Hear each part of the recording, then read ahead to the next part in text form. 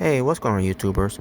It's the Natural Born Thriller, and I'm going to give you the National Wrestling Alliance reviews.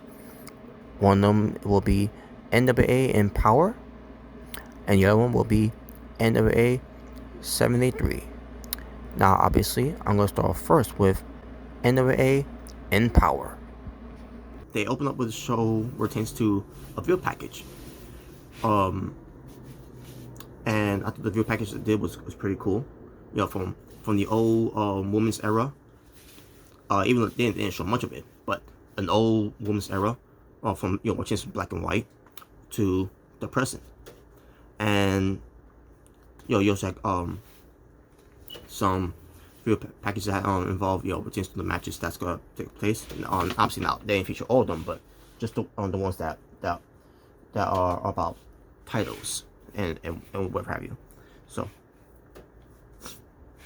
So yeah, I thought it was a good video promo to start the show, and I thought it delivered. And then we get to a segment to start the show, and it's basically Aaron Stevens and I'm assuming his tag team partner that forgetting his name here, which let me bring it up here. J.R. Cartos. So J.R. Cartos and Aaron Stevens, they were doing this old school NWA black and white interview. Well, this interviewer, May Valentine, was there. Yeah, she still works there. She used to be the the on-screen girlfriend of Isaiah Royce, or I think it's Royce Isaiah, or is it Isaac? I can't remember now. But he's not there no more, unfortunately. Tends to being part of Strictly Business. So, but anyways, I'm not trying to find my socks. The one I need to wear. Oh, sure, it's over there. Sorry about that, folks. But yeah, there was an old school interview in black and white, and it was very well done. It basically pertains to men's wrestling, and then also in May Valentine mentions pertains to women's pertains to again attacking titles, and one day a woman's gonna have an all woman pay-per-view and all that, right? And then you have the heels of Aaron Stevens and JR are basically laughing at it and brushing it off like that will never happen. And wink wink, wink wink, those that say that something like that will never happen, which is to women can't draw money, women cannot have an all woman pay-per-view, women's will not have tag team titles in the wrestling in the women's division of pro wrestling. And then we get to into the arena of of the ballroom, the Chase ballroom, and they said it was a sold out crowd. Now it wasn't a big crowd, but it was a way bigger crowd than Impact Wrestling's crowd. I'll say that. And they were louder. So yeah, they packed it out. I mean, there's no other way to pack it out either way. I don't know, but yeah, I thought that it was a success there for the pertains to women can draw money, pertains to having a woman pay-per-view. Big James so far proved that wrong so far. Now all we need to do now is to see how the buy rate looks. Now pertains to the buy rates, I think it's kind of slick how they did it too. Because I talked about before where I did the actually I don't remember if I did it yet. No, I didn't do it yet. I apologize, but I didn't do it yet. That'll be later on.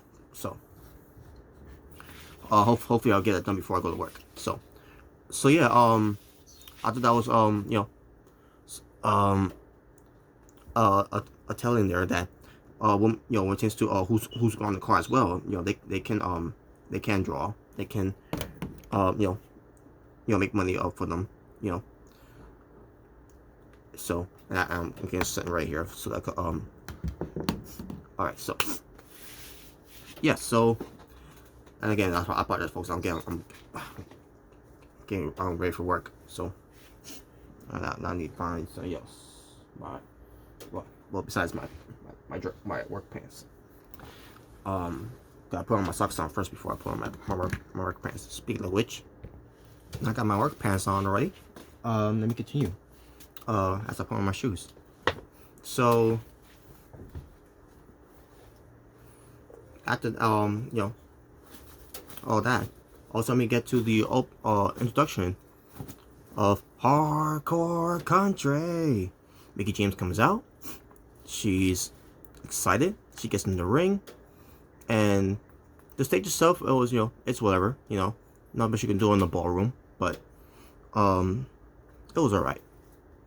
So Mickie James starts cutting a promo, where it tends to have basically walk into all so it's all women's pay-per-view event of EmPowerrr, and basically the whole promo is about proving the naysayers and that all that looks wrong and all that, and then she start getting emotional about it, and and that's basically what it was. And yeah, it was a good promo from Mickie James. Not much to say about the promo, but I felt it though. I felt the promo that she was talking about and everything. So it tends to I mean, there things that happen on the show too, which we'll get to. But it tends to promos itself, Mickie James won that one. So the one dark match happened with Apollo Blaze, who was being cleared by Taryn Terrell, defeated Kenzie Page, which I did have Kenzie Page to win, but Kenzie Page didn't win. So, and plus I want to know how the match went about because it was a dark match, so I want to know. Sky Blue from the pre-show defeated Christy J. Lenz in 5 minutes and 11 seconds. The opening match was actually the interpromotional triple threat match from AEW, Diamante versus Tormenta from AAA of Lucha Libre versus Kylie Rae from NWA. Yeah, so Kylie Rae showed up. She actually showed up. Let's see if she shows up as NWA 73. We'll see. So as far as Jake Tormenta, I thought I recognized her, but no, it's not her. I was thinking it was someone different. So yeah, so my thought of was someone else. So yeah, I had no idea who she is, and when I saw her, she didn't really impress me that much. Kylie Rae though, by the way, Kylie Rae, she must have had be in good fit shape, which is her having some abs. Not saying she had those type of abs where you could see and like like she's a bodybuilder or anything. I'm not trying to say that. But she has some good abs.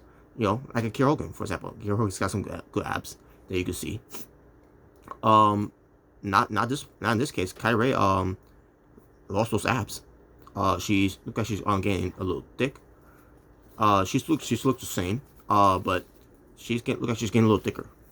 And I'm finished tying my shoes now. But I don't know. She doesn't look at the same Kylie Rae pertains to being in top fit shape, like I thought she was. Diamante was good. This match, by the way, was not the best match. It was not even a good match. There were some spots there where Chick was lost in a way. There were some spots where the it was just not very good at all, and the referee was off guard, was off cue, and not in the right position to for the counts, and sometimes. In the end, it was Diamante winning the match. I'm like, oh well, okay, Diamante from AEW, she won the match. Now it wasn't against Kylie Rae, obviously. They protected Kylie Rae of losing here. So if anyone had to lose, I'm glad it was Chick Tormenta. Because I didn't like her at all. I thought she was terrible. So Diamante got the win, which is good. And that's that. The next match was the semifinals. Now there was more tournaments that happened on Rotation's NWA Women's tag team title. I just because again I haven't been keeping up NWA, which is NWA Power or whatever. So you already had some tournaments that already happened so far. So and they even mentioned it too, by the way. I thought they at least mentioned it of who they were, who they went through. But then I could be wrong. Maybe this is the one that they just announced. I don't know, because I didn't see anything about Red Velvet and Kind of King on Instagram, what pertains to them being finding these other women's in this tag team tournament, to get to this point. I just didn't, there was no mention of it, nothing of it. I don't know, so I could be wrong. I don't know. Again, so I digress. But you have the you had the semifinals going on. I thought they always open up that show first, instead of the promotional, but it's whatever. But you had, the semifinals. So your semifinals for the NWA World Women's Tag Team titles going on. The Hex, which is Allison Kay and Marty Bell, versus the Hell on Heels, which is Renee Michelle and Sahara 7. Sahara 7, I didn't think she was good at all. Renee Michelle, she actually she's showing a lot of improvements. Marty Bell, I still think she's okay, but then we get to what happened later on with her. Because spoiler alert, the Hex did win. And Allison Kay, she's always been good, but this match was not good at all. Not even Allison Kay, who's a very good wrestler. All three of them, obviously. Who comes close to her at this point? Renee Michelle does, because she's improving. Marty Bell, she's right up there. But Sahara 7 was not good at all. I mean, she had some moments and all, but other than that, she was not good at all. And the referee, and there was a lot of miscommunications. A lot, there was like an accidental referee bump, which there was no referee bump at all, but it could have been based on how it was done. It was a botch moment there. Oh my god, it was not a good match at all. But the Hex win the match, which I thought they would. Then we move on to the next tournament, the semifinals of the NWA World Tag Team Championship. It's Red Velvet and Kind of King from AEW.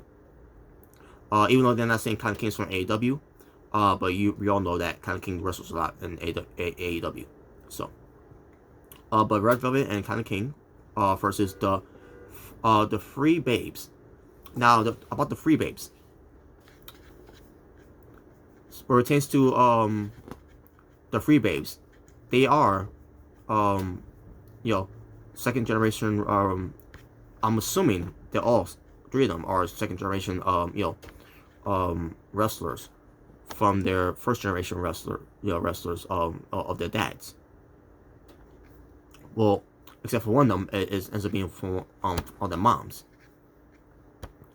And the one from their moms was Holly J. I don't know much about her, but I love how she looks, and I love how she carries herself.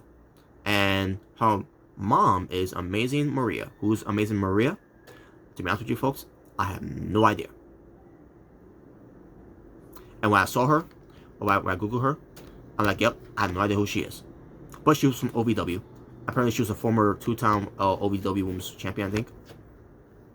I could be wrong on that. Let me just double check. Yeah, it doesn't say at all.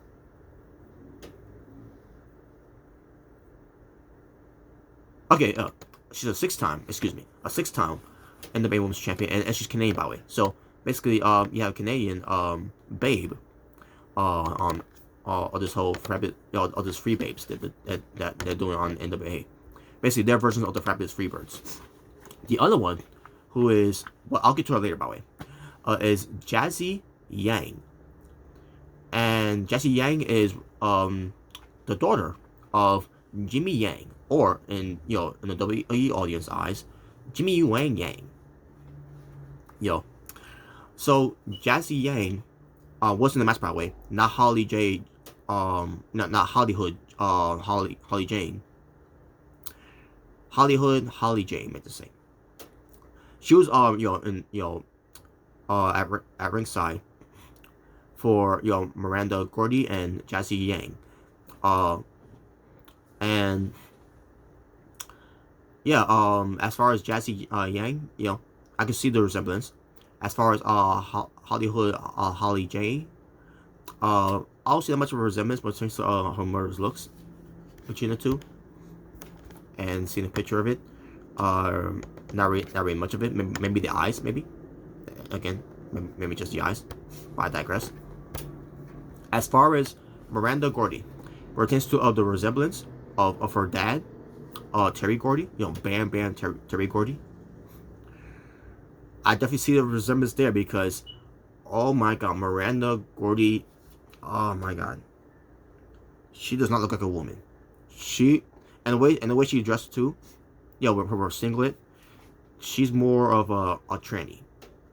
I'm not saying she is a tranny, not judging if that's the case or not. But I'm just pointing out how I saw Miranda Gordy. She looked like a man. Not to be disrespectful or anything. Not trying to be disrespectful. Not trying to make fun of her. No.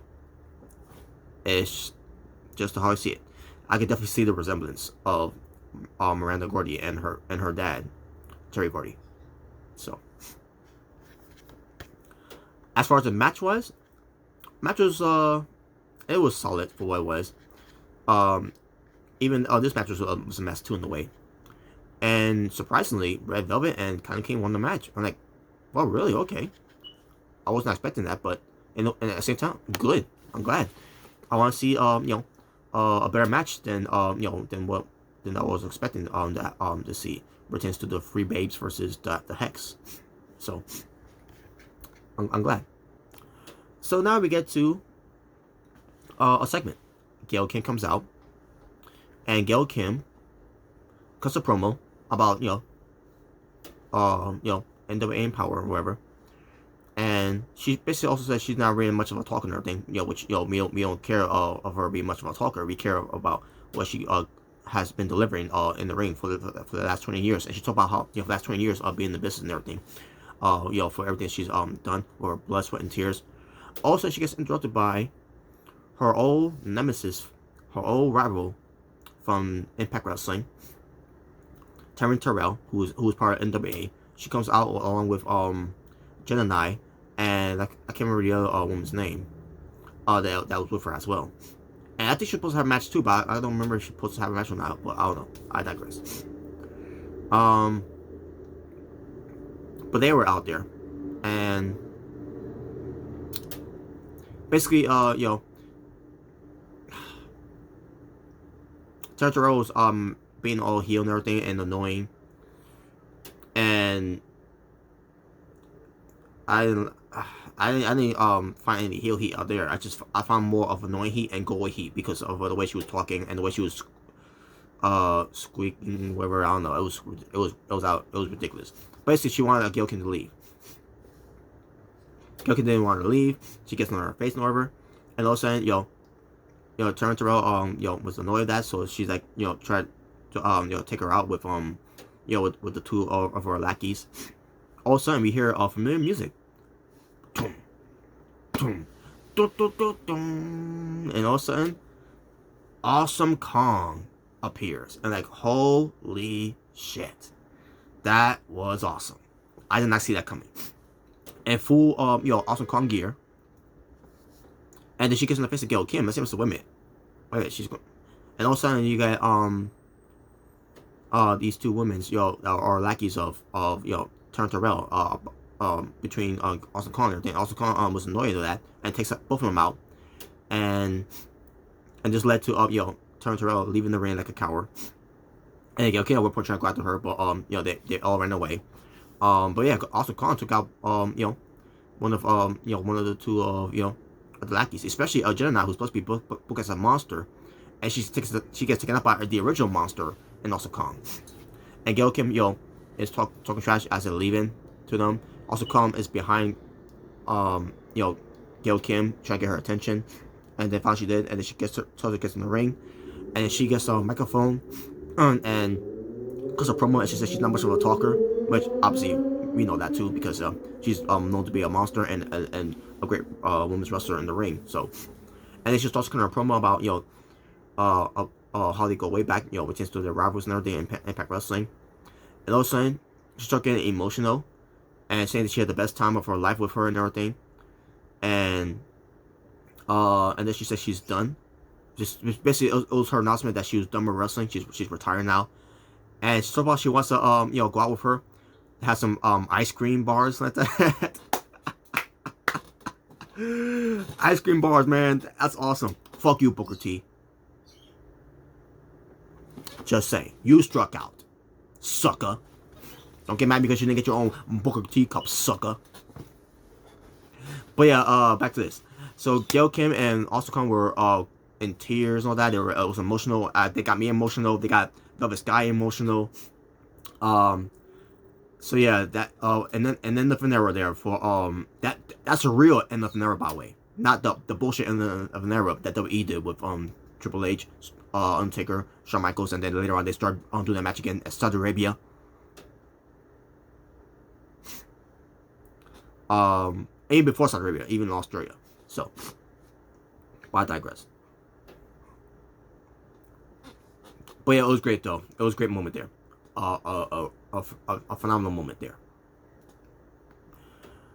Emotional moment, to say the least. Next match we get to the Impact Knockouts Championship. The Virtuoso, the Knockouts Champion, Deonna Purrazzo versus Molina, who had a unique entrance and also a nostalgia entrance, which is to the paparazzis, back in the days of WWE, of Eminem. And this was now never, which is Molina. Can she go in the ring? With her, on commentary, ring rust. I was like, I don't think it's much of a ring rust because, again, but then again, you could say that too because she hasn't been wrestling anywhere else since her departure from WWE back. How long that was, by the way? What, about a couple of years? It's like a long time. But maybe it is that. Maybe that's probably. Or maybe she hasn't been trained that much since leaving the WWE because it's not like she couldn't work elsewhere. Those Impact Wrestling at the time, TNA Wrestling, that she could have went there. There's other women's promotions she could have went as well, in the Indies. So, but those even Lucha Underground, she was there at one time, but then she was gone to that. Like I didn't understand that. Why that? I didn't understand that at all. So, but yeah, NWA is what she came back for, and here she is. And ever since she's been coming back, I have not been impressed with her at all. Until we got to this match here. Deonna Purrazzo versus Molina. Molina held her own in this match against Deonna Purrazzo. Deonna Purrazzo was doing a lot of carrying, but Molina carried her own weight too. There was one spot that got messed up, but it was neither their fault. It happens. It was just a miscommunication there. So, but this match was good, by the way. It was a good match. And Molina really showed me here. She really showed something that she should have been showing before. She did her moves pitch perfect and all that of every move that she did. Even her selling with her arm and her leg. It was a very good storytelling there from Molina. She really put all her heart and soul there, and she put it all in the ring, and she finally impressed me there. And like you can still go. You still got it, Molina. Obviously, Deonna Purrazzo won. She won by submission. And there you go. Not much to say. But yeah, but Molina got a standing ovation after that too. So.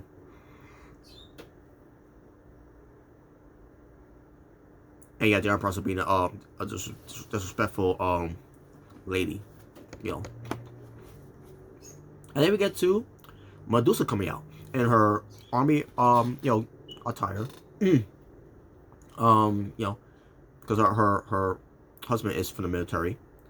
Yeah, she was all decked out in her the army uniform and the boots. She comes out. She's gonna present the NWA Women's Tag Team titles to the winners. She's on commentary with Velvet Sky and Joe Galley and this guy I don't remember his name, and they never mention his name at all.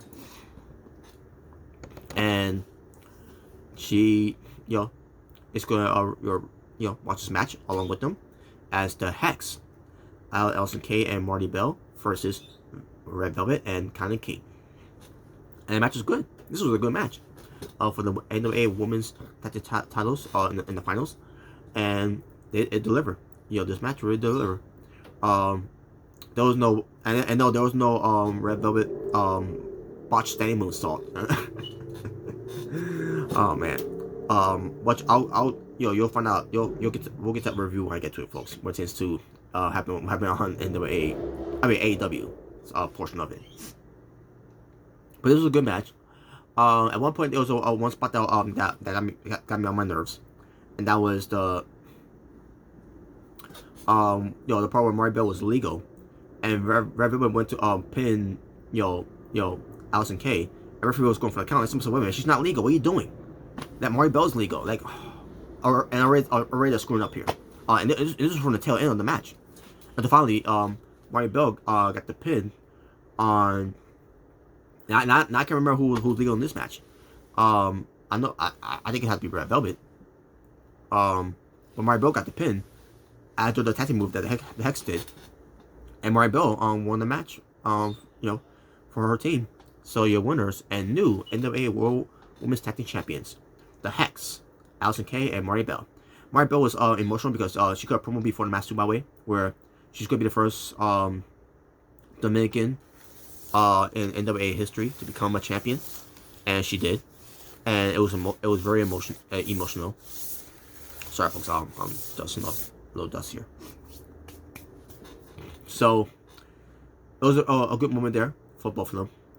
And then Red Velvet and Connie King gets in the ring, and look like there's going to be some kind of altercations, but instead it was a handshake, out of respect, sportsmanship like, and they pull over the Hex as the winners and everything, and they were on the better team, and that was it, and they gave them the moments and everything, and it was awesome.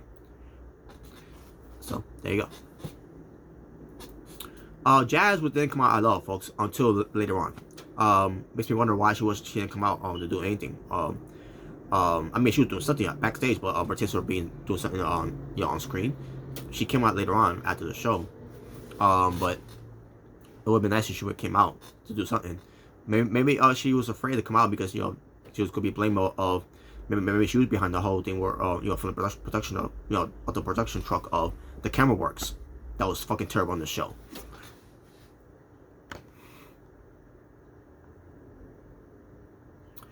Let me get to the next match. The NWA Women's World Championship, which this should have been the main event, by the way. But I understand why this wasn't the main event because of what they did after the show. But I still would prefer this to be the main event because this was a great match between the NWA Women's World Champion and Camille from Strictly Business versus Layla Hirsch, who's legit from AEW. This match was great, folks. This match stole the show. The fans loved it. I loved it. The crowds loved it. Fans, crowds, whatever. The commentators loved it. It was awesome. Now, obviously, Camille was the dominant force in this match, and Layla Hirsch was getting her ass grounded. By grounded, I should say, by Camille from outside. Steel steps. Swinging into the steel steps. Oh my god, head first and everything. I thought she make a cuss, but she was alright though. And I thought she may have been bleeding, but nope. Because it looked like she hit the sharp part of it, but it didn't happen though. The steel guardrail raking the eyes on it. Usually you see it on the ropes, but instead it was on the guardrail, which was nasty. Strictly Business there, by the way. In the crowd. Which is the NWA World Champion, Nick Aldis. You have the NWA National Champion, Chris Adamas. And you have Tom Latimer, the husband of Camille. Basically, Strictly Business. And I remember Tim Storm. He was on commentary on the show, by the way. The teacher, who's up there who's in his 50s, and he's a wrestler, and he was there too, and I enjoyed his presence there. He was on commentary for the match here. He stuck around for the main event too. So This match was great. They let her show what she can do in the match, and she did an amazing move off the top rope to Camille, which was a thing of beauty. Camille made let hers look good. Let hers made Camille look good. Basically, this match was good overall. Should have been the main event, but I digress. In the end, Camille she did get the win, and she got the spear. That's her finishing move, and there you go. And there you go. That was it. Now we get to before we get to the main event, another thing happened after the match. So Strictly Business is celebrating. All of a sudden, Trevor Murdoch, who's on the other side of the crowds, talking some smack, talking some trash to Nick Aldis because their match for NWA 73 is gonna be taking place in the main event of that show. I know for sure that's gonna be the main event. So yeah, that happened, and then we get to the main event, which is the NWA Women's Invitational Cup Gauntlet match, which is Royal Rumble type of rules, except no throwing over the top rope. You gotta pin your opponent beat your opponent by submission or pinfall, I should say, for them to be eliminated. Once every 2 minutes, another one comes out, except for one thing. When the first let's see, when the first two started, after the first two came out there, we get number 3 entry in there, and then once the number 3 entry got in there, all of a sudden, it felt like it's been only 1 minute, and then all of a sudden we get another participant in there, like so. Was it around Time Warp or something like that? But then again, we'll get to what happened. From this portion of it. So the first entry was Chelsea Green, the hot mess, and I say to myself, oh wait a minute, I thought it was supposed to be Lady Frost. Based on what I read it from before, so I guess I was wrong. But it could have said it, she was gonna be number 1 in there, but I guess I was wrong. But it was Chelsea Green instead, who's number 1. And then it was Kiera Hogan, the hottest flame, the girl on fire, who is the hottest free agent. Kiera Hogan and Chelsea Green had history back in the Impact Wrestling. And here they are, having at it. Starting off first. Also, let me get to the third entry. Who was it? Oh yeah, it was Thunder Kitty. Was it Thunder Kitty? I think it was Thunder Kitty.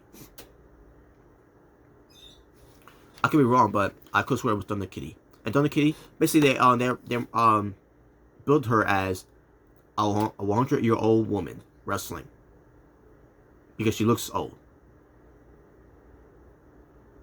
To me, it looks like she's in her 60s. But I digress. But it's whatever. And she started kicking ass. Because of course she does. Of course she did. Then we get to Bianca Carelli, who comes out. And based on how I saw her wrestle, yeah, she's got potential. And on top of that, she's beautiful. She's hot. Hopefully she doesn't do no sock cobra like Santino Marella did. and she hasn't done that, so and I don't think she's gonna be about that. So, but I thought she was good. I want to see more of her though. Now I don't know if she's from the NWA. I don't know if she's wrestling elsewhere, but I want to see more of her.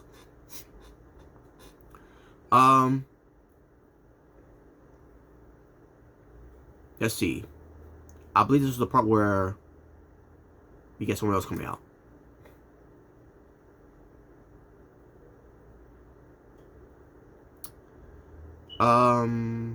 Okay, so then we get to Lady Frost, who comes out.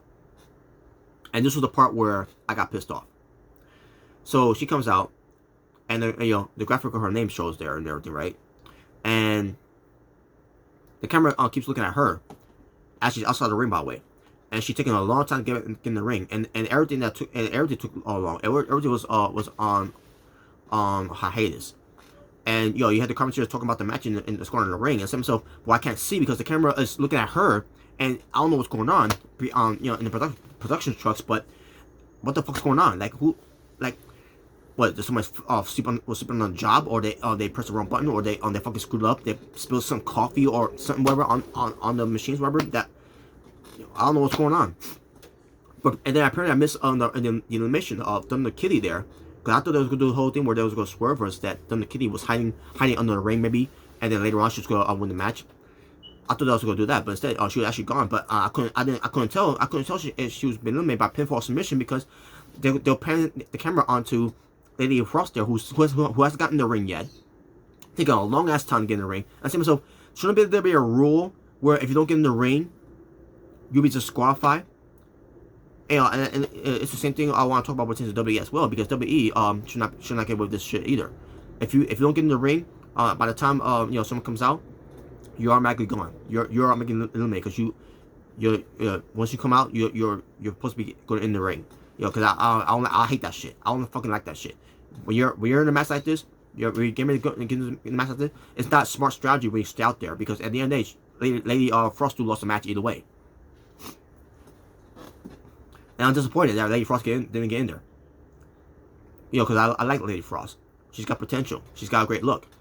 I didn't like how she was being used here. I'm pretty sure it's not her fault. It's the booker's fault. And the production people, trucks, whatever. The people from the production trucks, I should say, it's their fault that they screwed up the camera angles here. So I barely saw how the match was ended up being and who got eliminated. Now, obviously, Thunder Kid got eliminated, but still. Okay, now I can't remember who got eliminated first. Was it Bianca Corelli got eliminated first, or was it Thunder Kitty? Now I can't remember. I could swear that Bianca Kitty got eliminated first, though.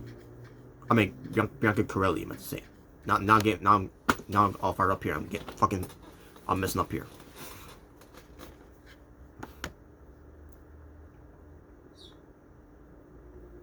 But anyways, so they finally fixed it, and they finally, after what, about 4 minutes later, all of a sudden someone else comes out. And so I thought it was supposed to be every 2 minutes that someone comes out. Like, who the fuck's is fucking up around backstage in the production truck? Fucking ridiculous. I was pissed, folks. I was fucking pissed.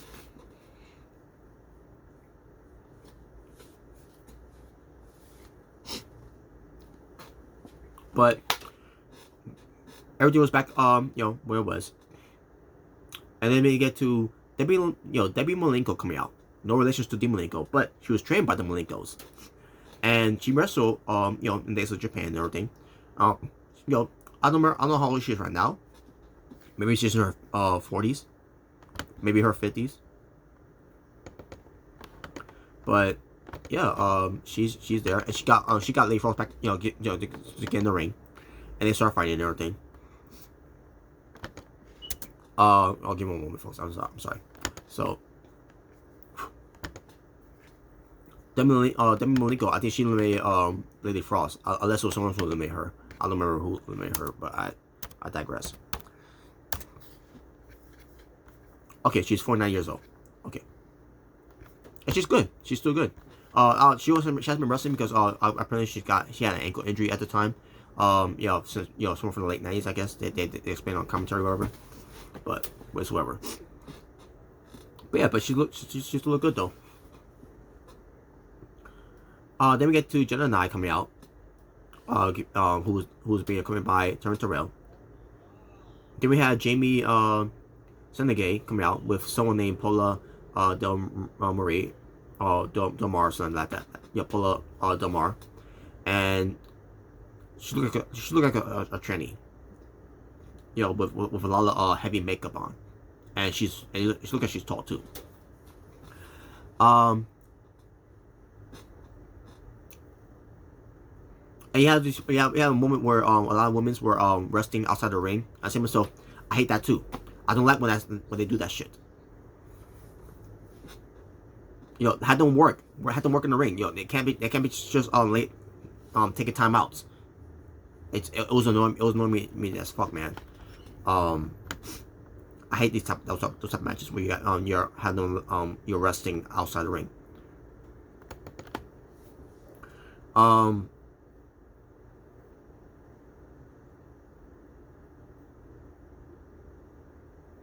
So then we get elimination on going on. Jen and I don't remember how she got eliminated. Oh yeah, Chelsea Green. But before Jen and I got eliminated, you had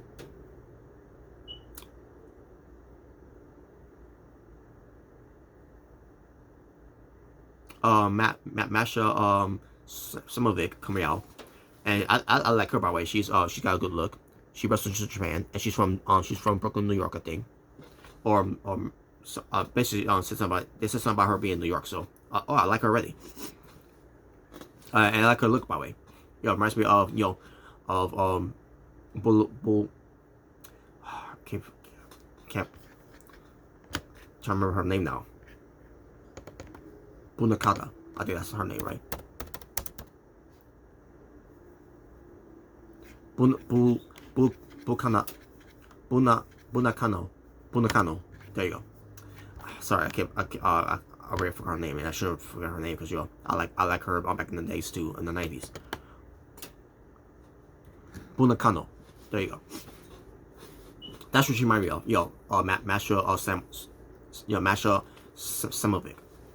So, and sorry, I'm not doing my best here, folks. I apologize. And I gotta go. I gotta get ready to go to work. So anyways, so she comes out, and basically Jen and I was supposed to be a monster and everything. She gets pinned by 3 women in the match. One of them was Chelsea Green, Masha, and I believe one of them. I believe the other one was Jamie Senegay. Kiera Hogan was wrestling outside of the ring, by the way. She doesn't come back in the ring, though. Wait, before Jen and I got eliminated, though, someone else got eliminated. It was Debbie Malenko. She went for a submission move. I don't remember who she put the submission move on. I think it was on Chelsea Green. Oh, yeah, it was Chelsea Green. And Kiera Hogan did something very clever. Pinning, Debbie Malenko while she gets a submission on Chelsea Green. And Debbie Malenko got eliminated by Kiera Hogan. I'm like, holy shit, that was actually clever. I wasn't expecting that. Basically, Kiera Hogan outsmarted the old veteran. I love it. You see, this is what I'm talking about with NWA, and other promotions. They're booking Kiera Hogan strong, unlike Impact fucking Wrestling during all those times that Kiera Hogan was there.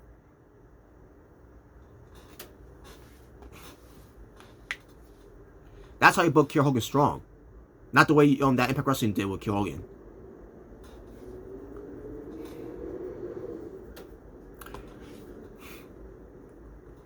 So, and then we finally get to the Lane coming out. Tootie Lane was the hometown girl, and her family there, and she was well liked in there. She got the biggest pop, besides Awesome Kong, but she got the biggest pop though, because she's a hometown girl, and I like her by the way. She's got a good look. She basically she knows martial arts and everything, and she got the martial arts robe and everything. And she was having a hard time taking off and everything. So I'm saying, wait a minute, if you're from the martial arts, you should know that you take off the belt off first. The black belt on first. Untie that first. It's whatever. Kiera got eliminated. I don't remember how she got eliminated, but she got eliminated. Actually, if I recall, yeah, she got eliminated. Cause I don't think she was the final 4. I could be wrong, but I think I'm assuming she was the final 4. Let me just double check.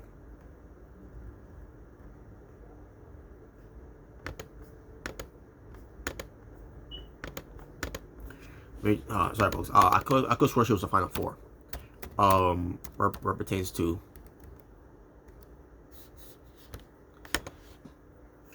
This Battle Royal.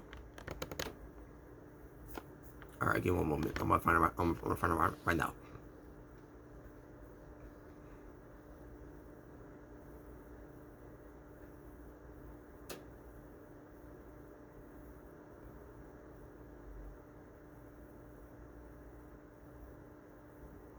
Okay, this was not telling me. Great. Maybe find the other one here. Maybe this will give me something. Alright, I think this is the one. Alright, here we go.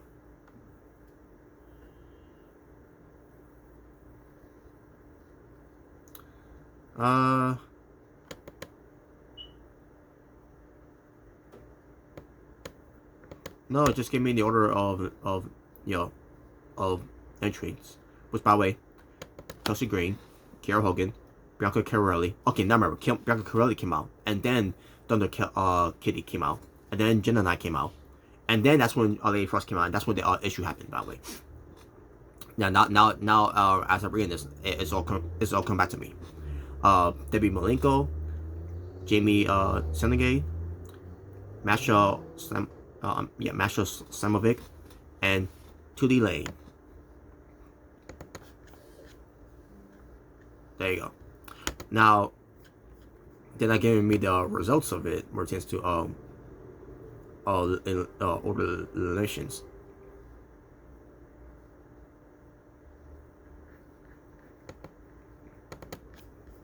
Let me just do this again. Just put NWA.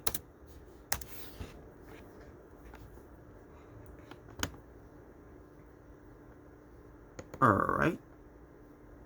Let's see what we got here.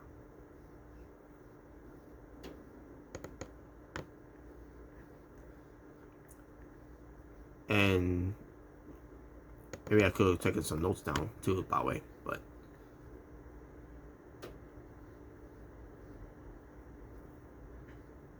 okay. So much for that. It's whatever. But anyways, but Kiera Hogan was gone from there too. Masha, is a main gone, and it was up to the Lane and Chelsea Green, excuse me, and they were having a clinic, and then finally Chelsea Green got the win with the Unprettier and got the win. She was one of my, I had 3 picks to, here. My first pick was Chelsea Green. My second pick was Lady Frost, but my dark horse pick was Kiera Hogan. Kiera Hogan came close, but no cigar.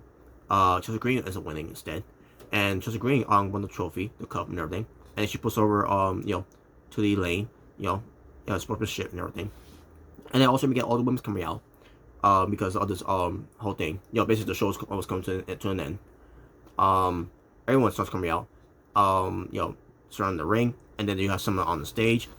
Jazz was on stage, and she's wearing a wig, because she's bald. And, they're all clapping and everything. It was an emotional night. Chelsea Green, ends up being on the stage with them as well. And, everyone, was clapping and all that. It was an emotional night, and that was it.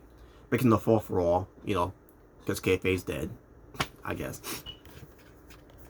And there you go. That's not much to say about that. So yeah, and that's how the show ended. And that was your NWA EmPowerrr from August 28th, 2021. And now let's get to NWA 73rd Anniversary Show. The commentator from EmPowerrr, his name was his name very drawing a blank here, but I think it was like Brant or Brett, something like that. But I forgot his last name. The guy I was trying to figure out who was on commentary with Joe Galley and Velvet Sky. And then we had on this show, where it tends to 73 of NWA, you have Joe Galley, and for a little bit you had Conrad Thompson. I was gonna say another Conrad, which fuck that Conrad, by the way. But as far as Conrad Thompson, he's a cool guy, who does a lot of podcasts with different wrestlers, different promoters, former promoters. One of them is Eric Bischoff.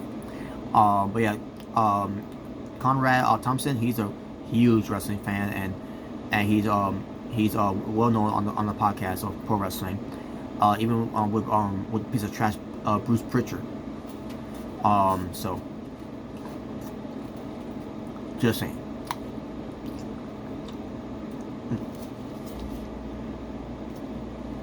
And then after when he was gone, Tim Storm comes on commentary.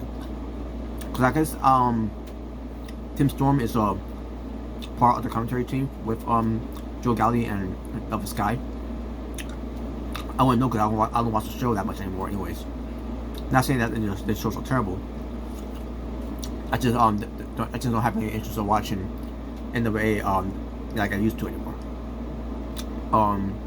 Not wrong that they did. You know, I just never have. I don't have time anymore, unfortunately. I'll try to catch their pay-per-views though, but other than that, that's all I'm gonna stick with, which is NWA. So, but anyways, now before we get too happy on the rest of the show here, which I'm about to talk about the one thing that they have on the show here, and it involves the Nature Boy Ric Flair. He is an all-time legend in pro wrestling history of NWA. And he's been welcomed back home. So he comes out and he looks great by the way in his suit, like he always does. But he's looking his age right now. And I just see him walking, and I'm like, yeah, he shouldn't be wrestling anymore. Yeah, his time in the ring should be done. Just like someone else's time in wrestling should be done too as well. Where it tends to, well, let me try something broader to the same. But Ric Flair, he came out there, he cut a promo. Now, despite that he can't go in the ring anymore because of his age, you know, he's getting older and everything he's been through with his entire body, he can still cut a good promo. And he sure as hell did here, where he cut a promo about where he said that he loved Mr. McMahon. I digress. We're into you know, any type of love of Mr. McMahon, of a human being. But I digress. Ric Flair talks about he thanked Triple H, Shawn Michaels, Undertaker, Stone Cold Steve Austin, Randy Orton, and he talked about other people too as well. He even talked about, you know, he also said thank you to Tony Khan as well. But those two also have a relationship that I never knew they had, pertains to you know, Tony Khan and Ric Flair. I don't know what they discuss behind the scenes. But it's good though that, you know, Tony Khan and Ric Flair also had that bond as well. So Ric Flair, who is a 25-time world champion in pro wrestling history, and represents WWE's you know, title reign of being 16-time world champion, because WWE doesn't want to acknowledge the other championships that he's won, because WWE really don't do that, because they're fucking idiots. But he gives a shout to Randy Orton because he talks about how he wanted Randy Orton to break his record. And that goes to show you, out of all the times that Ric Flair was cutting a promo, you know, doesn't matter who it was, you know, where it tends to Jon Stewart, where it tends to a program with Brock Lesnar, where it tends to the whole you know, WWE Hall of Famer you know, panel, which is the Hulk Hogan, Shawn Michaels, and Ric Flair during that time. Hell, that could be something I can't remember off the bat, you know, because, you know, we're since WWE programmings, I don't want to think about their programs anymore, because, you know. But the point I'm trying to say with all this is that at all the times that, you know, Ric Flair on TV kept talking about if he wants anyone to break his record of surpass the 16 world championship reigns, he wants John Cena to break that record. After this, saying that Randy Orton, he really wanted Randy Orton to break the record, it's just right there that WWE told Ric Flair to say, you need to put John Cena over. We want you on the overrate this guy, that he should be the guy to break the record because he's the greatest of all time. John Cena ain't no greatest of all time. So there you go, folks. To me that's validation right there. about how WWE views John Cena. Pertains to using a legend like Ric Flair. Even though John Cena is fucking garbage and fucking trash, fucking sucks. He's a fucking dumpster fire. Still doing the same old moves and the same old shit. With his shitty ass shoulder tackles, shitty ass Final Shuffle, shitty ass FTF. Just a shitty wrestler that John Cena is.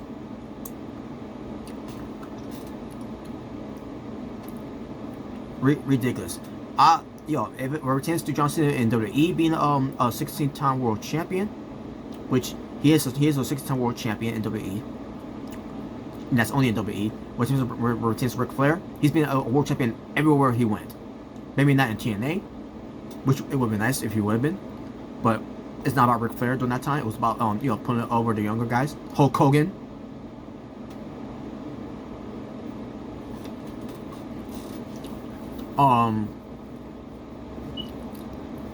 But yeah, just hearing that from Ric Flair, like, oh, so you want Randy Orton to be the guy to break the record, not John Cena. And I wonder why Ric Flair will say that all this time. Since John Cena, he wanted Cena to break that record. Oh, because it was the WWE's idea for Ric Flair to say that. And then he talks about after saying that, he really wanted Randy Orton to break the record before the Queen, which is his daughter, before she gets to 12-time whatever, because WWE decided to take away 2 of her women's title reigns from NXT, because NXT doesn't matter, because fuck NXT, right?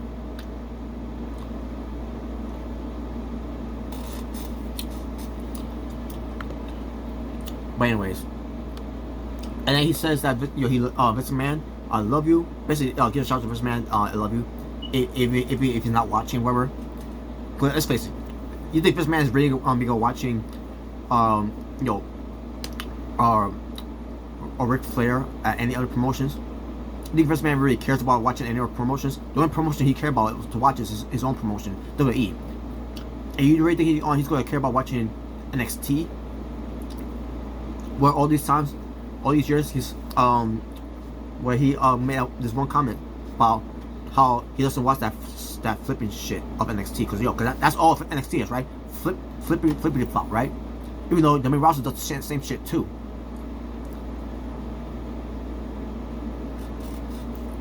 Get the fuck out of here with that bullshit. But yeah, that's what Ric say. If he's not watching or whatever, or basically let Vince McMahon know that he loves him. Me personally, I hate Vince McMahon. He could go fuck himself for all I care. But then he probably would like that because he's a fucking weird dude. That's why Ric Flair is there. And said the fans kept NWA alive. He told a story about Harley Race, and talked about how everyone he faced at the chase. He talked about how he went to saw. He went to say.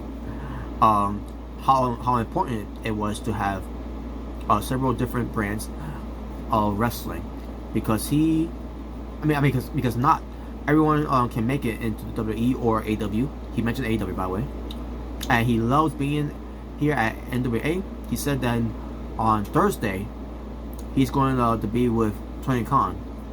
Now I don't know if he messed up there, because if he's going to be with Tony Khan on Thursdays, I said to myself, how is that possible if Dynamite is going to be on a Wednesday?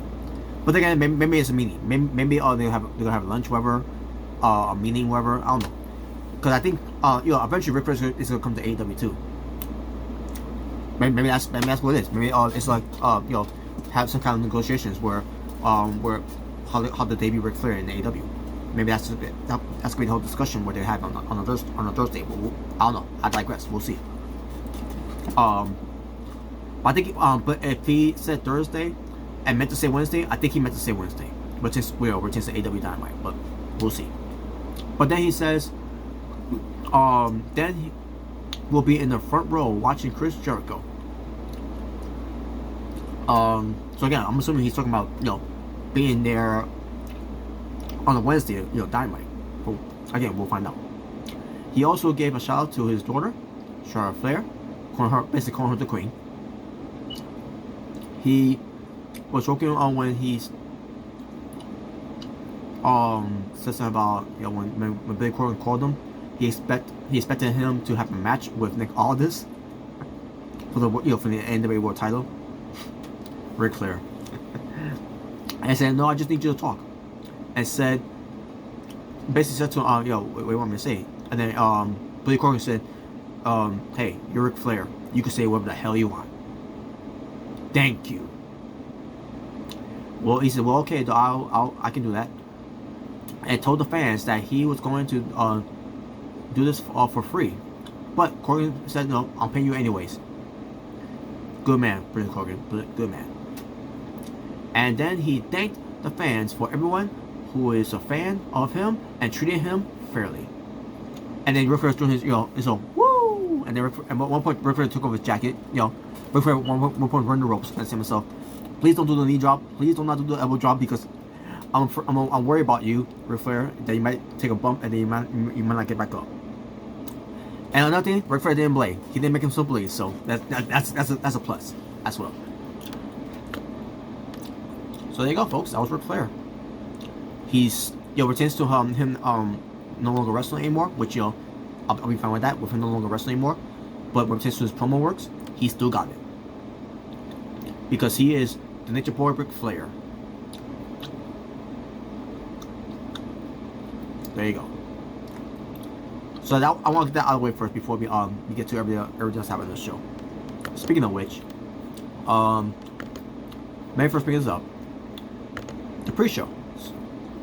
You had Lady Frost teaming up with the Hex, Allison Kay, and Marty Bell defeating Janai, Palola, Mayfield, and Tara Terrell in the 6 women's tag team match, and that's 5 minutes and 7 seconds. They had another pre-show match that featured PJ Hawk defeating Kobe Carino, the son of Steve Carino, in the singles match. That's 6 minutes and 57 seconds. And there you go. And now let's get to the main show. And the main show opened up with a video, obviously a video introduction relates to the pay-per-view for NWA 73, where they showed the past of NWA to the present, and it was great. It was amazing. And especially pertains to the build up some matches on the show here too as well. Pertains to what was on the main card, especially the main event between Nick Aldis versus Trevor Murdoch. Excuse me. I said Trent. Anyways, yeah, but that was that. And also, so you guys happened on the pre-show too. And folks, I'll be honest with you, I didn't watch the pre-show. I didn't even know there was even a pre-show until they mentioned it on the show from the beginning of the show. Oh yeah, they also show a segment on the show where it pertains to Aaron Stevens and trying to remember his name. It should say here. I mean, obviously, because I'm reading the results. Duh. Sorry, folks, I'm just tired. Oh, okay. JR Krastos. Basically doing the whole old school NWA this time in color this time. I'm pretty sure it was the it was the 70s version of NWA programming, where it tends to May Valentine being an interviewer again, and yeah, and they're basically talking about being tag team champions and everything, and talking about other things as well. It was entertaining. It was very entertaining. Not gonna go through the entire thing, but yeah, it was very entertaining. Now we get to the main show. Now, like I said before, Conrad Thompson, he was a commentator for a little bit. He basically didn't stick around that long on commentary after the match between Mickie James and Kylie Ray, which I'll get to that when we get to it. So the opening match was the Brawl in the Lou, which is basically like a hardcore match. That's basically what it was.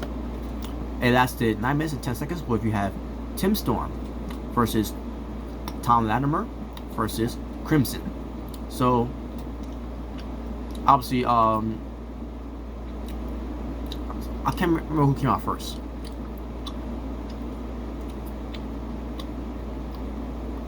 I want to say it was Tom Latimer who came out first, and then Tim Storm.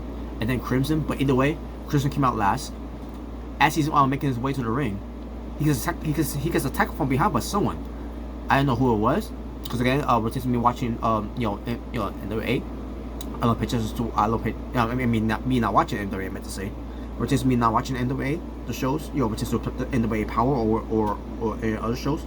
Beforehand, when I get to this show, I want to know what's going on. I got here from the commentators to explain to me, as a casual, to know what's going on with this whole thing. So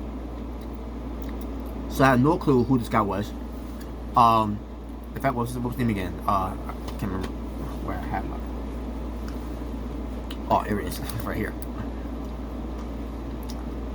All right, let me bring up his name before I move on, because this is it has something to do with Crimson here, obviously. But let me look it up. All right, here we go. Jack Stane. Okay, so Jack Stane is his tag team partner, and I forgot the name of the tag team names already. But he attacks Crimson, and apparently, since this whole thing leading up to this, they had issues already.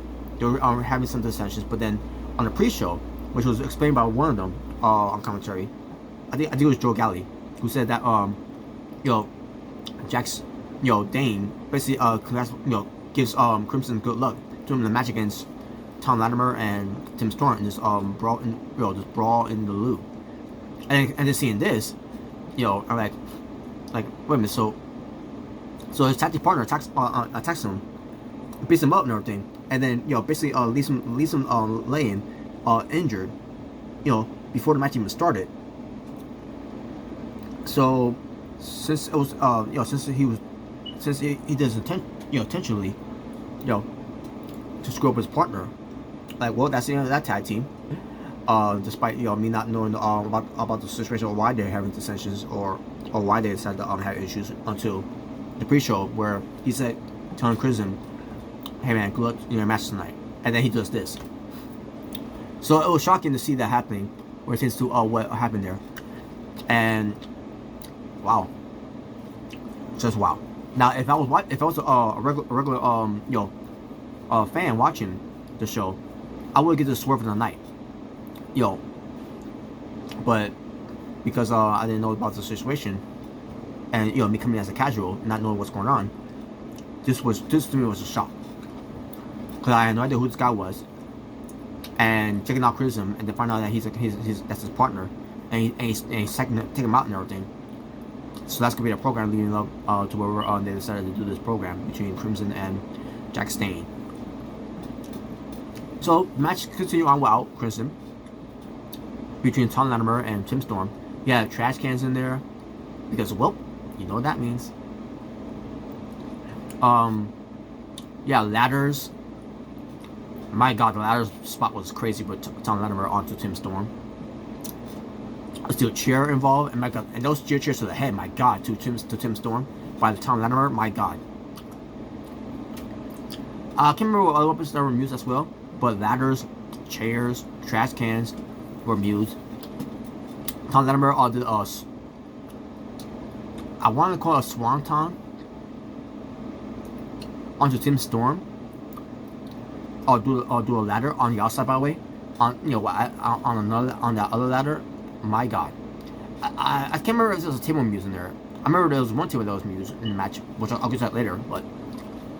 But my God, this match was insane. And it was the opening match. You have a partner being turned by his own partner, start the show, and this match ends up being insane. And then all of a sudden, Crimson comes back out, against Dr. Swish, to fight another day, whatever, right?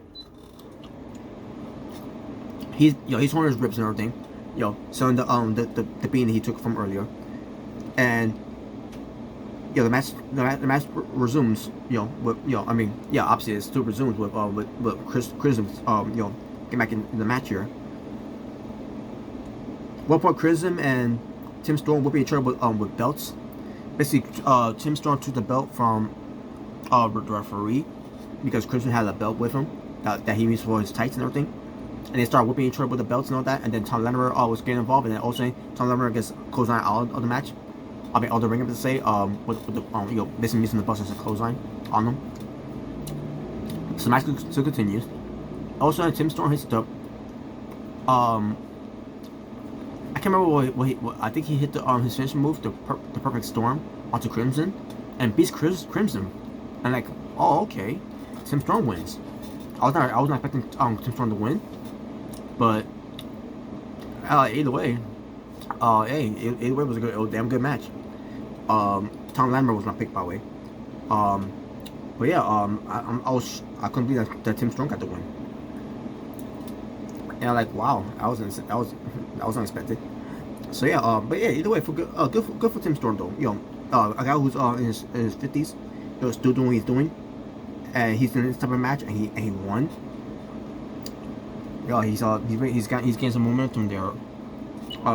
You know, I mean, he's always been having that momentum. You know, so good for him. Next match, we get to Mickie James, Hardcore Country, Mickie James, versus Smiley Kylie Ray. Match lasted 5 minutes and 35 seconds. And match, I thought it was decent. Very decent match. Mickie James still got it. And Mickie James won the match. No much to say. After the match, I noticed someone was coming down from the entranceway in a black outfit with a black mask on, attacking Mickie James. And as soon as I saw the body shape, and now when I first saw the person, I like, who could that be? And then once that happened, the attack happened in the ring, I saw the body shape and everything. I said to myself, is that Deonna Purrazzo? Now I couldn't tell really. Yeah, obviously, there's nobody couldn't tell because you need to see how her face looks and all that. And then, the camera work, by the way, did a very good job of make sure they didn't catch her eyes. Because if I would have saw her eyes, I probably would say I would recognize that eyes from anywhere. And I try to remember there was one move that this masked person did to Mickie James, because Mickie James was fighting back and everything, right? But there's one move there that she did, this masked person did, is like, yep, that's Deonna Purrazzo. And then she revealed herself to be Deonna Purrazzo, and she continued the assault until Kylie Ray got in the ring, and then Deonna Purrazzo left the ring. So right there, that tells you right there, after what they did, but Deonna Purrazzo attacking Mickie James on the show here, telegraphing what's going to be happening on Impact Wrestling, leading up for Bound for Glory. Because I said this before. I said even before they decided to do this whole thing with Deonna Purrazzo do this to Mickie James on this show. Because happened on Impact Wrestling, which tends to basically Impact Wrestling's home show for EmPowerrr, which tends to hold it with Melina versus Deonna Purrazzo, where Mickie James was attacked by Deonna Purrazzo on the segment that they did. And I was like, that, with that happening, that, I called her from there, like, that's probably gonna lead to something where it tends to Mickie James versus Deonna Purrazzo at Bound for Glory for Impact Wrestling. And then after this, yep, that's what they're definitely telegraphing for. Right there, it just told him right there. That's what they're gonna be building up for. Mickie James versus Deonna Purrazzo for Bound for Glory. And Bound for Glory is only alright, what's today's date? Oh yeah, a month away. We're only a month away till we get to Bound for Glory in October, because we're in September. So I cannot wait to see how they build this up between Mickie James and Deonna Purrazzo, because they already have building up bad blood between the two so far. So there you go. And after the match was over, then we had Tim Storm join on commentary, which means Conrad Thompson exited out of the commentary, and then the rest of the commentaries with Joe Galli, Tim Storm, and Velvet Sky. Next match, we had Tyrus, the Masked Man, and Jordan Clearwater with Austin Idol at ringside. The legendary Austin Idol, I should say. Versus the Pope and the End, which is Odinson and Paro. A 6-man tag team match lasted 12 minutes and 52 seconds. The End tag team are basically the Vikings. They're basically what they look like to me. They're Vikings. Cool Vikings too, by the way. Like the War Raiders from WWE. So yeah, Tyrus, he's the NWA United States champion. And as far as this match was, I did not like this match at all, folks. This match was not good at all. To me, this match was, if anything, was the weakest match on the show. Well, I won't say this was the weakest match. I know what was the weakest match, but I'll get to that when I get to it. But this was basically the second weakest match on the show. And you're probably wondering, to me, what is the first weakest match on the show? You'll find out once I get to it. But yeah, this match was, to me, was no good. Tyrus is not good in the ring like he used to be.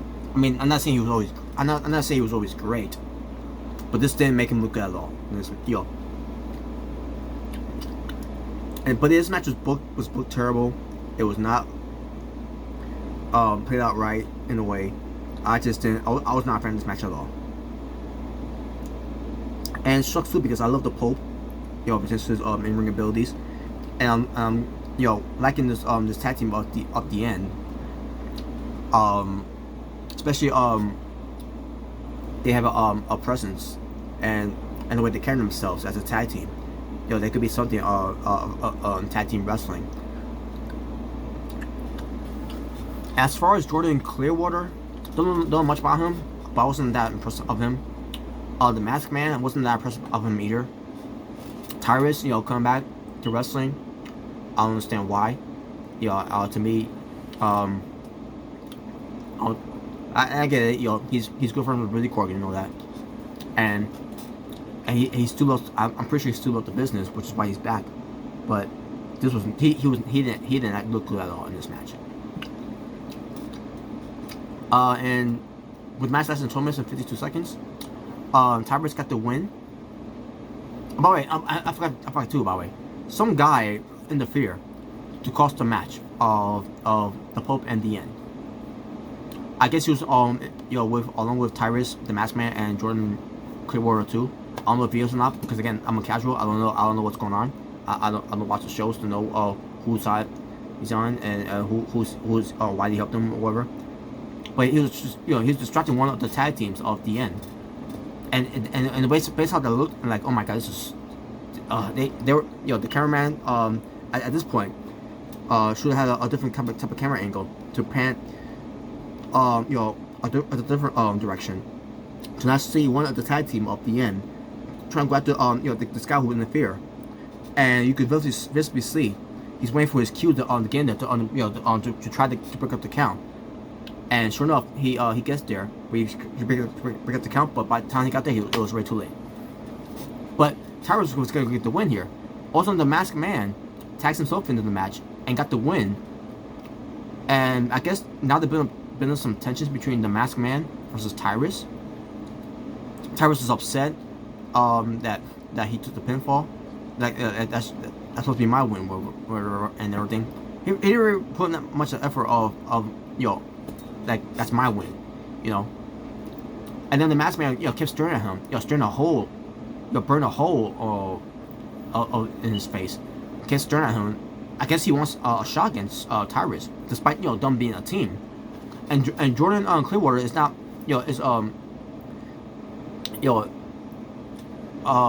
delusional of all this and everything, not realizing what's going on with that whole thing.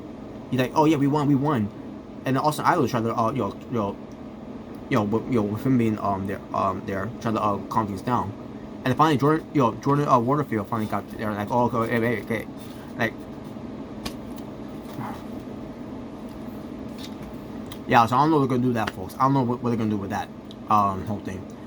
But yeah, but I'm not gonna find out either way because I don't watch the show weekly to know on the follow-up anything what's going on with that. So there's that. Chris Adonis defends his NWA National Championship title against the Cowboy James Storm. About it, when it pertains to Chris Adonis, he is still called the masterpiece.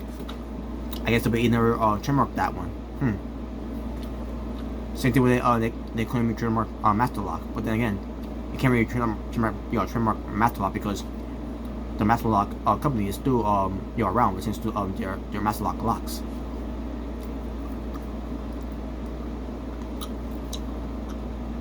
But it lasted 14 minutes and 3 seconds. It did. It was a good match. It was a good classic wrestling match.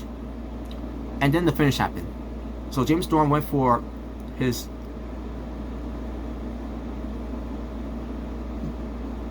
I think it was just, if I recall, he went for his last call super kick, right? Basically, he went for his finisher, I think. Because Adonis had his foot on the rope. Referee sees it, and not knowing that his foot was on the ropes already, he hit the 3 anyways. So we were thinking, James Storm won.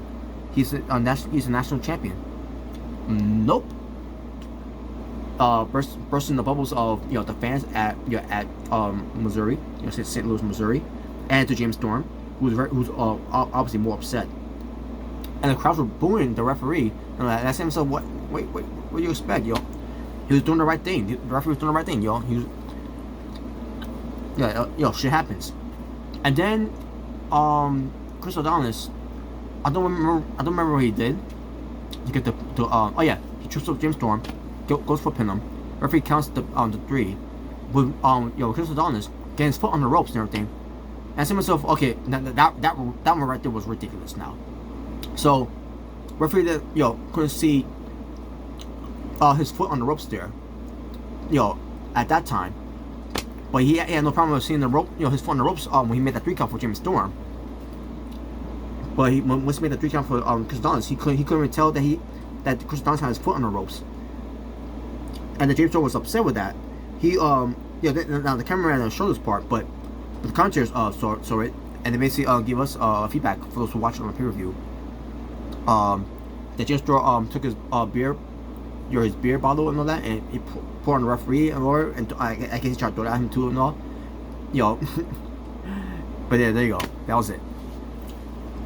But yeah, man, the finish was a little terrible.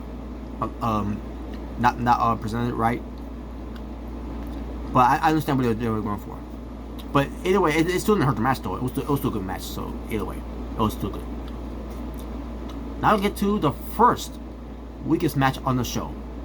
Because if I thought that the 6-man tag team match was going to be the weakest match on the show, this next match, man, it took the cake on this night. So we had a battle royal, and I love battle royals. Hell, when it comes to WWE's battle royals, I can't name you any one of any battle royals in WWE that can tell you, oh yeah, that was the weakest match on the show. Hell, even Andre the Giant's Memorial Battle Royal, which is garbage, the way they book it and the way they presented it, even on pre-shows, I can't tell you one battle royal that I thought was the weakest battle royal. Where it comes to that, especially where it comes to the women's battle royal, where it comes to the women's battle royal to win the cup, the trophy, basically where it comes to WrestleMania. I can't tell you one battle royal that I thought, oh yeah, that was the weakest battle royal I've ever seen in my entire life of ever watching pro wrestling. This one right here was the worst. So here's your participants, and I feel bad for the participants that were in there too, by the way. For those that look at have potential and look at they could make this match something. You had some guy named Luke Hawk, who has potential, who has the body and everything. You have El Rudo, I think that's to say his name. Who also I see has potential too, especially him being in Lucha Libre. You have Sal Rudo, the guy that I talked about before, where I did some NWA coverage before, but NWA Power. With him, I got to talk about his outfit, by the way. His attire, his tights had basically paying homage to all legends, he could wear like a Terry Funk, Dusty Rose. I think the dollar signs may represent Ted DiBiase, maybe. The $1 Million Man. Other ones I can't remember. Maybe he's wearing some tassels for Ultimate Warrior, or maybe Rock and Roll Express, or maybe the Rockers. Who knows? Wearing a furry shin for his wrestling boots to pay homage to the late great Bruiser Brody. Can't remember where else color tires that he used to, because some of I couldn't really make out what was supposed to mean. But after seeing that, that was pretty cool.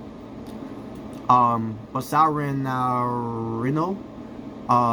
because again, sometimes I couldn't pronounce his last name that much, anyways, folks. But he used to be in the program with Mae Valentine, and also with Isaac Royce, or Royce Isaac. I can't remember which you call him, he's called by Royce Isaacs or Isaac Royce. I don't remember, but I digress. But yeah, even with him, with that cool outfit though, not even he couldn't make this match, made me care about this match.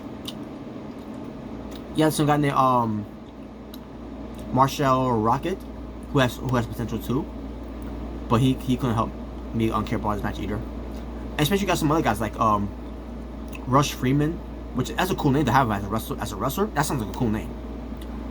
Heartthrob. Jaden. I did not like him at all. Not because of how he's carrying himself. I just didn't like him. Captain Yuma. Don't know much about him. Jeremiah Plumsky. Plumsky, I think it's what it is. Don't know much about him. And you have some guy named Nick Stanley. Don't know much about him. Matt Mims. Don't know much about him either. Slice Boogie though, he has some potential, but they got rid of him all. JTG, Crown Time, Brooklyn. JTG. Not even he couldn't help me care about this match.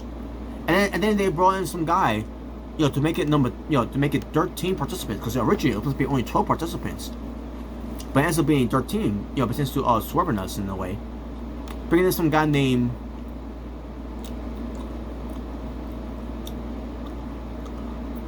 Julius.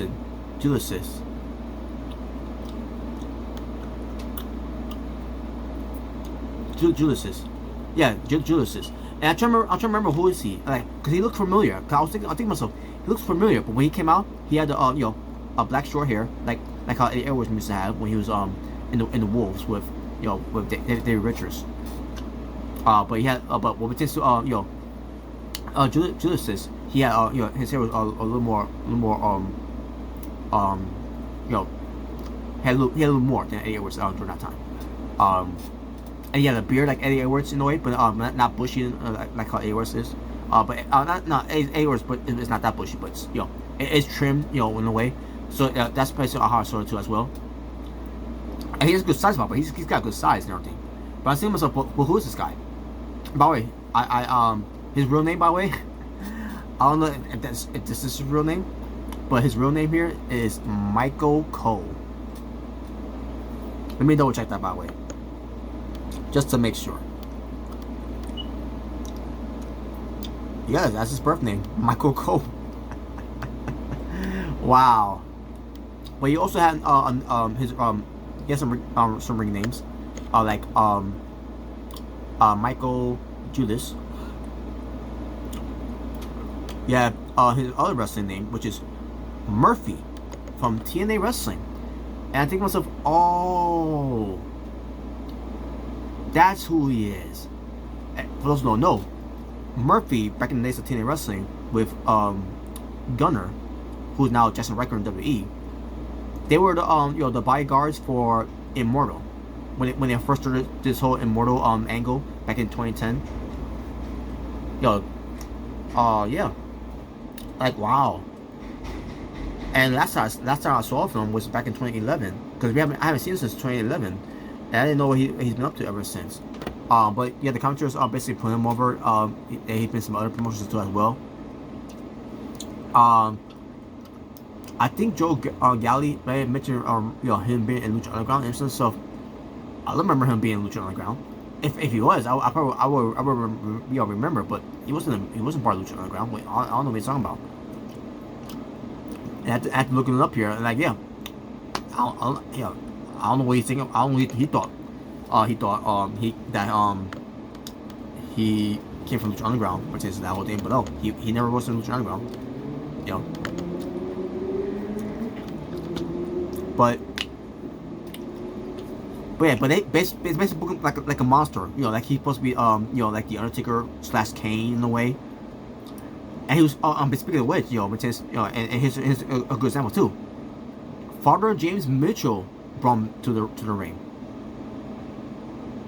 Yeah, they basically try to telegraph that he's going to be like a monster of Undertaker and Kane combination. And they booked like monster too, by the way. So they had this match, and here's the thing: it's not just me, folks. It was not just me. The crowds in St. Louis, Missouri, they didn't give a fuck about this match at all. Even when it first started, from the middle, the entire time, the crowd was just quiet. They were just sitting in their hands and not reacting until they got a little shorter, and then all of a sudden they started caring.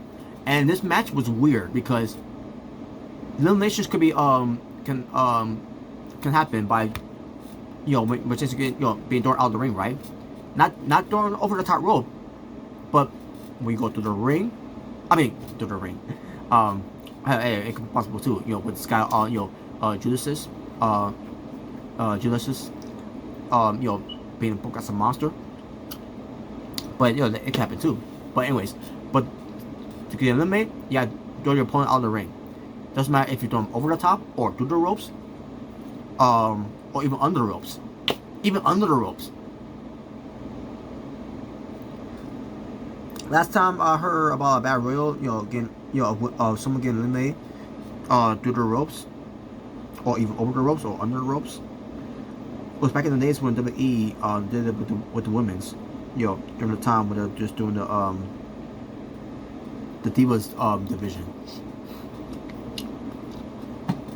That's the last time I remember seeing that Battle Royal like that. And then I didn't see it right here on NWA, and this match did not do it for me at all, folks. I was bored of this. Sometimes I'll be on my phone like this, like what because this didn't interest me at all. I was not thrilled with this match at all. And it's a damn shame because I enjoy watching Battle Royals. And this was the weakest Battle Royal I've ever seen in my entire life. And Judas won the match. But he bossed the finish, the elimination though, to JTG, by the way. I was thinking to myself, is anyone gonna win this match? Give it to JTG. The Judas guy, I don't see this happening with him because based on who won on the main event. But I'll tell when I get to it. But I guess NWA knows how what they're doing there. But Judas got the win. He botched, and I say he botched it because JTG was going to go for something, pertains to get back in the ring or whatever. And then Judas was bouncing the ropes from that, but he slipped in the way, and then he ends up still eliminating JTG. And that finish did not look good at all, and this match didn't look good either. So your winner is Judas. He's now the number contender for an opportunity. Oh, okay. Now I see. It's not for the NWA World Championship. It's for the NWA National Championship. I must have read it wrong, so my apologies, folks. And that's a 20 minutes, by the way. This Battle Royal lasted 20 minutes and 8 seconds, and I was bored like a motherfucker. You don't want to be bored with just watching a pro wrestling match, especially if that pro wrestling match is the Battle Royal.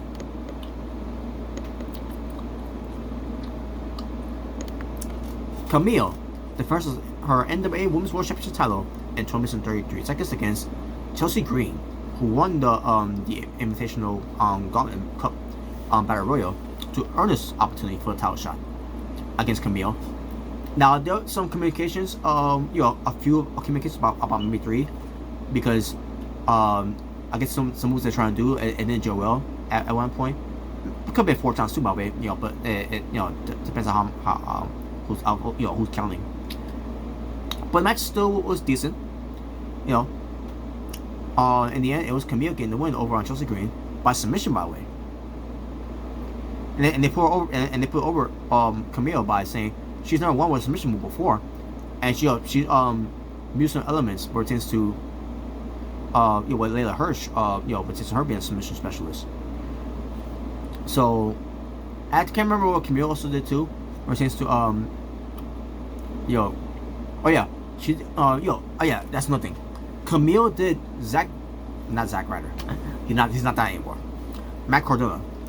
Camille did Matt Cardona's radio silence on Jesse Green, and the commentators no sold it.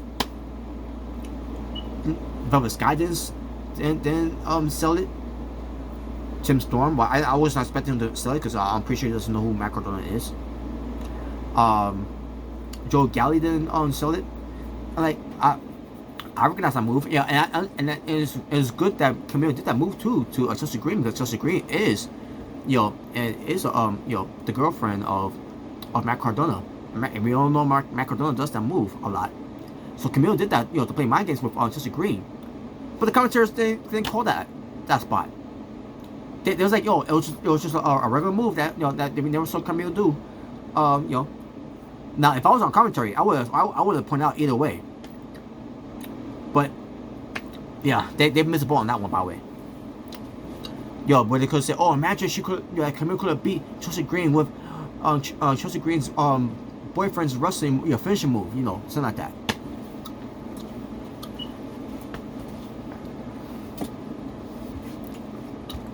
But Camille did a spear, but it wasn't a great spear, to be honest with you. And especially when Chelsea Green in the ropes and all that. So,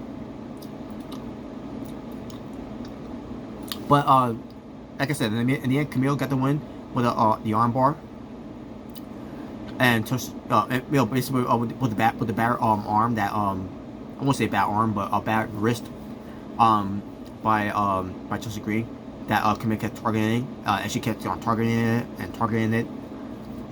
And so Camille retained, obviously. Like I said before, Chelsea Green may have won by real, but didn't mean she was gonna win the belt. Either way, I wouldn't be fine with her winning the belt too, but Camille's doing a great job being the NWA Women's World Champion.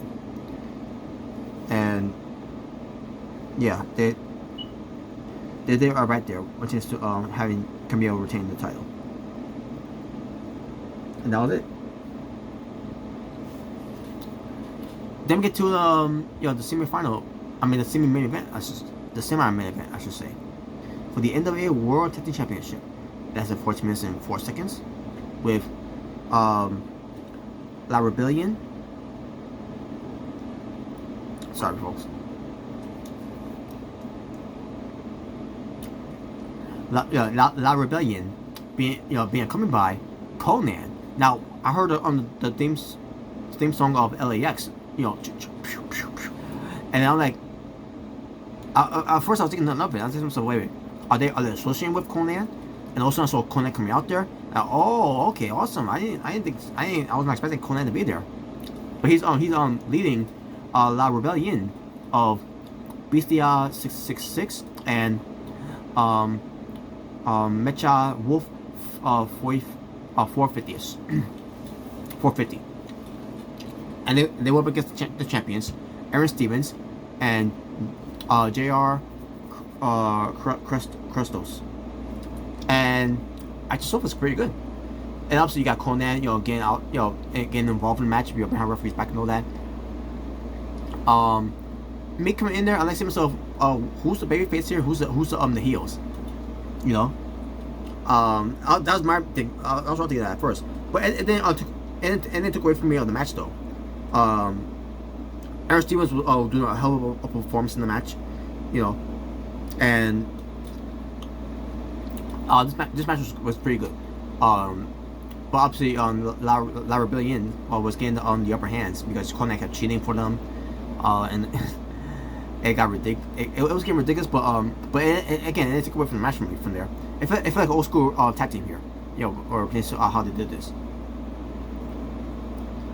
Yeah, they did a great job here. And Conrad took a bump, by the way, with just trying to get involved. At one point, and then he got taken out at one point, but he recovered after that. It was good. It was good how they did. And they get to the finish. Eric Stevens, he got low blow, I'm assuming. Basically, La Rebellions are, I guess, I just remember they're the heels at this point, because they cheated to win here. And on top of Conrad kept getting involved too. And they did the finisher, which I forgot what they called it, but I'll bring that up when I do the highlights. My highlights of the night. But yeah, it was La Rebellion gained the win and new NWA World Tag Team Champions. Awesome. Either way, awesome. Because I don't think we ever had. And Conrad says, by the way, at the match was over, he could have promised saying, we never had a Mexican and a Puerto Rican being tag team champions in NWA before. But just to the Latin community, the Hispanics and all that. Like, wow, that's awesome. So, Bestia 666 is a Mexican wrestler, and Mecha Wolf of 450 is a Puerto Rican wrestler. So, basically, Bestia 666 is the one with the face paint skull with the number 666 on there, and Mecha Wolf 450 was the one who's wearing the wolf mask, and then just for show, for the entrance, and then he refilled himself with face paint. I forgot how the face paint looked, but it looked pretty cool. Basically, he's supposed to be the wolf of this whole thing, and Bestia is supposed to be like some type of demon, because 666. So, but yeah, it was good. It was good. Good tag team match, and you had new tag team champions. Then we get to the main event, where it's title versus career. Trevor Murdoch put his career on the line, and you had the national treasure, the NWA World Heavyweight Champion Nick Aldis, who would defend the title, obviously. And the whole thing of the career being on the line, of Trevor Murdoch, it was his idea. It was actually his idea, and he did it just just trying to get one more crack at the title against Nick Aldis.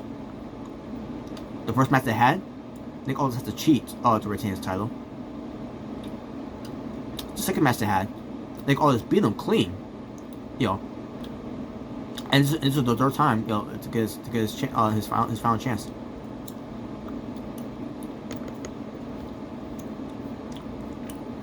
And so Trevor Murdoch's family was there. I should bring it up. Trevor Murdoch's family of his two sons. He's a little. I think maybe I could always look it up though to see, but he looked like he's in his teen years. But maybe look it up though. And his son, obviously, his son, he looked like he's 5 years old, or maybe close to being 6 or 7. And also his wife was there too, by the way. And I think, if I'm not mistaken, I think either his brother, I don't remember if they say his brother or his father. I thought that was his father, by the way, but I digress. Or maybe the uncle. Oh, and at the same time, it could be his brother who be the uncle of his two sons. Alright, let me see. No, it's just telling me,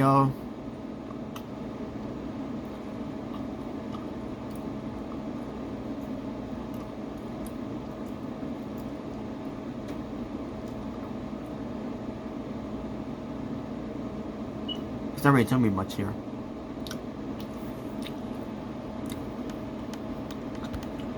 Yeah, not much is telling me here, folks. I digress though. But yeah, it's supposed to be a good few moments for him. Have his kids there. His attire pertains to his jacket that he's wearing was the colors. A Harley Race's robe, half red, half black. I mean, half red, half blue. I meant to say, with his name, you know, obviously with Murdoch's name on the back. But during the time, it was right, either it was Harley or Race, or maybe it was a combination of both. I can't remember. You know, I mean, I could Google it to find out. For you guys. Sorry, folks. Eyes a little worried. Harley Race robe.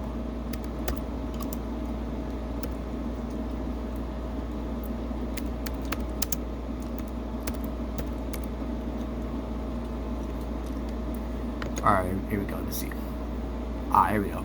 Okay, Race. That's what it is, Race. But with Trevor Murdoch, it was you know, with his already Race, he wore a robe. But Trevor Murdoch, he was wearing like a sports jacket. I mean, not a sports jacket. You know, like one of those jumper jackets, not that. I can't remember how you say how it's called, or what. Remember the name of it. Oh yeah, hold on a second. Oh yeah, Harley Race wore that before too, didn't he? Oh yeah, that's right. He also wore this type of jacket too. In fact, let me show it to you, folks. Yeah, this is the type of jacket that Harley Race wore back in the days, and Trevor Murdoch decided to wear this type of jacket too. So I'm glad they showed it. I'm glad they showed this too, by the way. So that's basically what what Trevor Murdoch was doing, because he's paying homage to his coach, who helped him train him to be a wrestler in the first place, the late great Harley Race. So there you go. So they made this like a good feel main event match, right? Where it's so important because Trevor Murdoch is putting his career on the line, and Nick Aldis is putting his title on the line. So we were about to get ready to have this match going on, right? All of a sudden, Nick Aldis just goes to attack Trevor Murdoch, who's trying to greets his greet with his family and everything, right? And Nick Aldis attacking Trevor Murdoch in front of his family before the match even starts, and they start fighting also on the outside, and then they start fighting into the crowd, and and obviously they'll expect for a fight and all that, right? And they start fighting on the stage, and then Nick Aldis get the better of Trevor Murdoch. One of the guys behind the scenes came out. I don't remember his name. Told Nick Aldis to get back in the ring, and then Nick Aldis was not hearing any of it, and then Billy Corgan comes out. Billy Corgan comes out too, and tells Nick Aldis, get back in the ring and everything, right? And then Nick Aldis like, you want to punch me? It's not that. And basically he's teasing something here. He tried to egg on Billy Corgan to hit him, and Billy Corgan looks like he's getting ready to throw down with him. But yeah, they start breaking him up and everything, and then the still continue.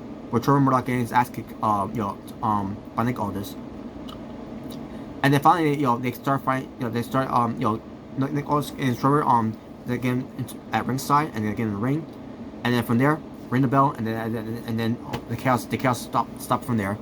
So the match lasted 16 minutes and 25 seconds, and so they have at it, and this match, even before the match even started, this match already stole the show for me.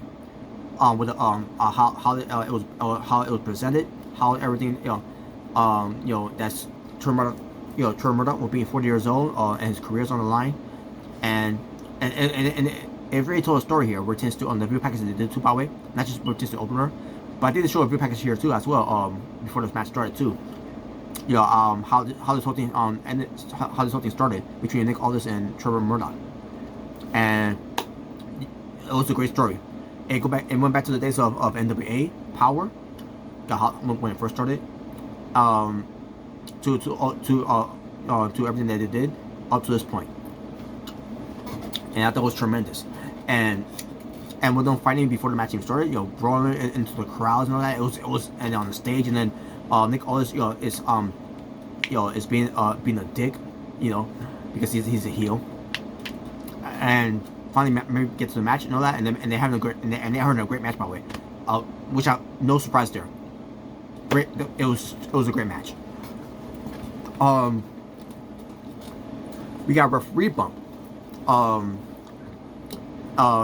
Robert, I forgot his last name. Robert King, I think that's what it said. He must be a referee for WWE at one point. So Robert King got taken out, and Nick Aldis and Trevor Murdoch are fighting again, and then on the outside, I should say. Nick Aldis was beating up on Trevor Murdoch in front of his kids and wife, and again I'm assuming that's Trevor Murdoch's brother, but I digress. And then we get to a part where Nick Aldis was going get the belt from the ring announcer, which I forgot his name. I think it's Kyle. I already forgot his name, folks. My apologies, probably, folks. But wait, yeah, basically, he went to get his belt right, and he hits the ring announcer, and he hits the timekeeper. Like, himself, what the hell's wrong with you, Nick Aldis? And I see why what he was doing there. He was trying to get his belt. He wanted to get a table. So he missed the table from the timekeeper's area. And he put Trevor Murdoch on the table. He went from the top rope from outside the ring. In the ring, let's say, on the top rope.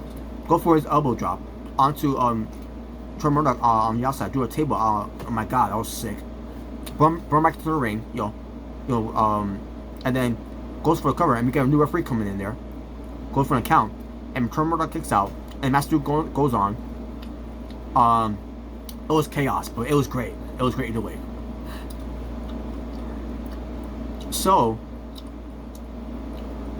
also I can't remember. Oh yeah, they went for figure four. They went for figure four leg locks in this match between Trevor Murdoch and Nick Aldis. I won another.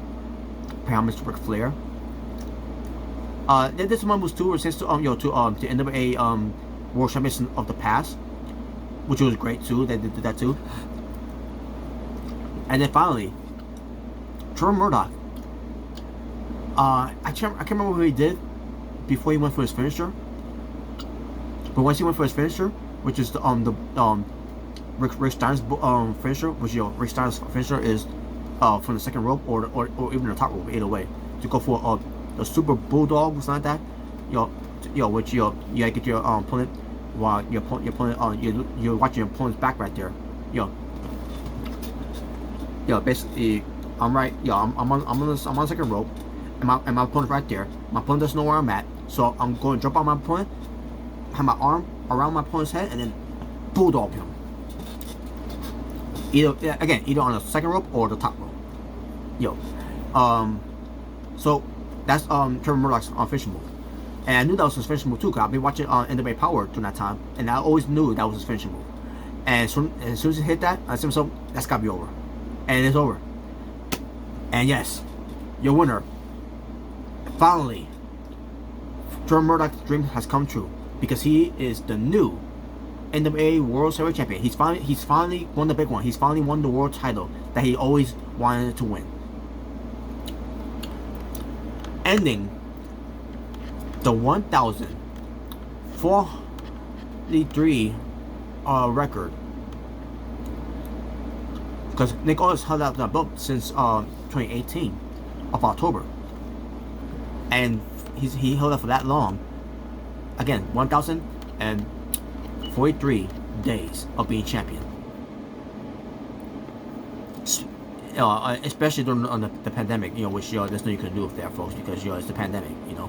What can you do? But either way, folks, wow.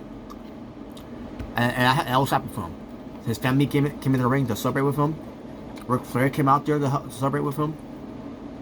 And Ric Flair says to congratulations and everything. And he always thought he had something, in regards to Trevor Murdoch. Even Harley Race, I think he's based on some of Harley Race, so he saw something in you, whatever. And he says, congratulations, man, you're a world champion. And yeah, it was awesome, amazing. So yeah, Trevor Murdoch, and on top of that, I believe Trevor Murdoch is from Missouri, right?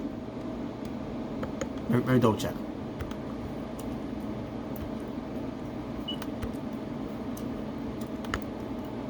Yeah, he is. He's from Missouri, so he had the home field advantage either way. Yeah, so very happy for Trevor Murdoch, man. I've always been a fan of Trevor Murdoch too, by the way, folks. Even back in the days of when he was in WWE, where he should have been the guy to at least to be to hold on a singles title. I'm not saying he should have been world champion in WWE, but at least give him a run for the United States title, the Intercontinental title, because I think he could carry that division at that time when it comes to the mid card division in WWE. The fact that they didn't do it because he wasn't sports entertainment enough for them. Fuck you, WWE.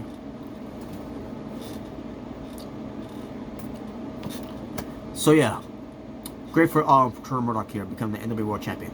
Even if it's for short terms, he could at least say that he became World Champion in pro wrestling. So that's something that you cannot take away from Trevor Murdoch. He deserves it. So congratulations in his hand to Trevor Murdoch of being the World Heavyweight Champion, and he did it for the man upstairs. Not just God, but the other man upstairs, the late great Harley Race. And there you go, folks. And that was your NWA 73 anniversary show from August 29th, 2021. And that will do it for the National Wrestling Alliance reviews of NWA EmPowerrr and NWA 73rd anniversary show. And with that being said, thank you all for watching. For is the Natural Born Thriller, saying peace on the streets. Take care, YouTubers.